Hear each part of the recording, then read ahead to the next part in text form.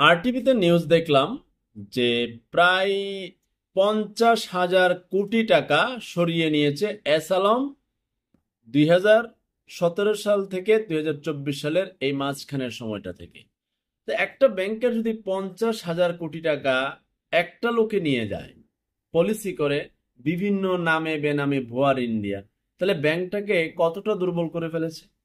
50,000 কোটি টাকা। এই এস আলম কি করলো? যখনই সরকারের পরিবর্তন হলো, সরকার পদত্যাগ করলো, পালিয়ে গেল, এমনি আপনার অন্তর্বর্তীকালীন সরকার নির্বাচিত হলো ডক্টর মোহাম্মদ ইউনূস। পরবর্তীতে কি করলো? এই নোবেল জয়ী ডক্টর মোহাম্মদ ইউনূসের ছবি দিয়া বললো নিউ বাংলাদেশ। সম্পর্ক বদলে গেল একটি পলকে। তো এরকম বহু শিল্পপতি আছে, এরা রং পাল্টায়। এখন আপনি বলবেন যে আরে এরা তো ব্যবসা টিকায় রাখতে গেলে রং পাল্টাইতে হইব, তো ব্যবসা টিকায় রাখতে গেলে রং পাল্টাইতে হইব, তো পাও সাড়ে কে? এদের এই শিল্পপতিদেরকে বলছে যে পাও ছাড়তো গিয়া, যে অমুক দলের পাও ছাড়ো, তমুক দলের পাও ছাড়ো। মাওয়ার পর লাইনে ব্যবসা করলে কারো পা ছাড়তে হয় না।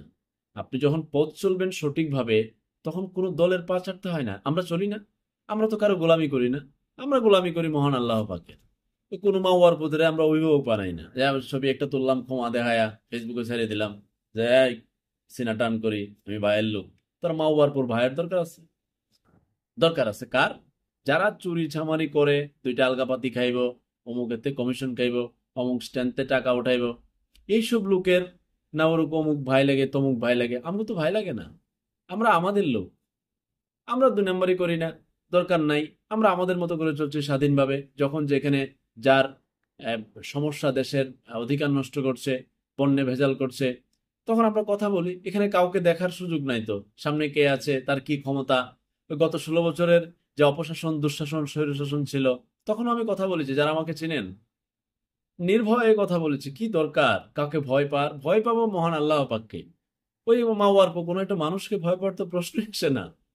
তো ভবিষ্যতে যারা রাজনৈতিক ম্যান্ডেট নিয়ে, জনগণের ভোটের অধিকার নিয়ে লড়াই নিয়ে আসবেন, গণতন্ত্রের দোহাই, সংবিধানের দোহাই দিয়ে যদি মানব সরকার দানব সরকারে পরিণত হন, তো আপনাদের পরিণতি 5ই আগস্ট 2024-এর চাইতে আরো খারাপ হতে পারে। তারে ধরতে পারে নাই, পালায়ে গেছে। আপনারা ধরতে পারলে আপনারে আই লাভ ইউ করে দিবে। তো শিক্ষা নেন। আর ইসলামী ব্যাংকের মতো বহু ব্যাংককে দুর্বল করে ফেলছে, সোশ্যাল ইসলামী ব্যাংকে দুর্বল করে ফেলছে। আপনার ব্যাংকে যে কি কত সমস্যা হচ্ছে, আপনাকে যদি একটা তালিকা দেই। ইসলামী ব্যাংকের মালিকানা দখল করে ফেলছে এসালাম 2017 সালে। তারপর থেকে তো সর্বনাশ করে 50,000 কোটি টাকার মতো সরাই ফেলছে। 2017 সালে সোশ্যাল ইসলামী ব্যাংকের মালিকানাও সে লয়ে লইছে। ওর বাপদাদার সম্পত্তি বোঝেন নাই। এখন আপনি হয়তো বলবেন আরে এসালাম গ্রুপে লাখ লাখ লোক চাকরি করে, তো মাওয়ার ভেতরে কইছে নাকি মানুষের টাকা মাইরা নিয়ে ইন্ডাস্ট্রি করে আবার ওখানে লাখ লাখ লোকের চাকরি দিত? ওরা কি বলছে কে? ওরে বলছে কে মানুষের টাকা ধান্দামি করে শিল্পপতি হইতো? হ্যাঁ, এসব কথা বলিয়েন না। 2017 সালে ইউসিবি ব্যাংক, যেটা পার্টিস গ্রুপের আন্ডারে ছিল, সেটারে আবার ওই ভূমিমন্ত্রী সাইফুজ্জামান জাভেদ না জানি কিনো নামে মাওয়ার পথে 3,000 কোটি টাকা পাচার করে দিছে, দিয়ে লন্ডনে ব্যবসা বাণিজ্য আমেরিকা দিয়ে দিছে। এই মাওয়ারপুর পরিবারকে ইউসিবি ব্যাংক দখল করেছে। এখন আবার মালিকানা পরিবর্তন হতেছে। ন্যাশনাল ব্যাংকের কত পুংডামি আপনারা দেখলেন। একটা সময় কিছুদিন আগে সাংবাদিকরে খামের ভিতরে টাকাও দিছে, আপনার লেখাও দিছে যে মানে কিছু একটু লেখালেখি কম করতো। শিকদার পরিবার সম্ভবত ভাঙ্গা চুরে ন্যাশনাল ব্যাংকের জিন্দিগি তাও বানায় আনছে। আস্তে আস্তে ঠিক হবে। আইএফআইসি ব্যাংক, যেটা আরেকজনের অধীনে ছিল, সালমান এফ রহমান আইসা, ওই যে দরবেশ, দাড়ি মুসকাইটা পলাইতে আছেন, পরে ধরা খাইছে। এই সালমান এফ রহমান আইসা আইএফআইসি ব্যাংক দখল করে ফেলছে। সালমান এফ রহমানের তো মনে করেন কেলেঙ্কারির শেষই নাই। টিকা, করোনার টিকাতে 10,000 কোটি টাকা কামাইছে, জনতা ব্যাংকে 22,000 কোটি টাকা লয়েছে, শেয়ার বাজারতে 30,000 কোটি টাকা লয়ে গেছে। লন্ডনে একটা তার ক্রেডিট কার্ড $350 কোটি, সেখানে 42,000 কোটি টাকা বাংলা টাকায়।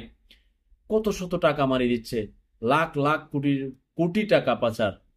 এদের কত টাকা দরকার আমি জানি না, অভাব মানে প্রভাব প্রতিপত্তি খাটায়া।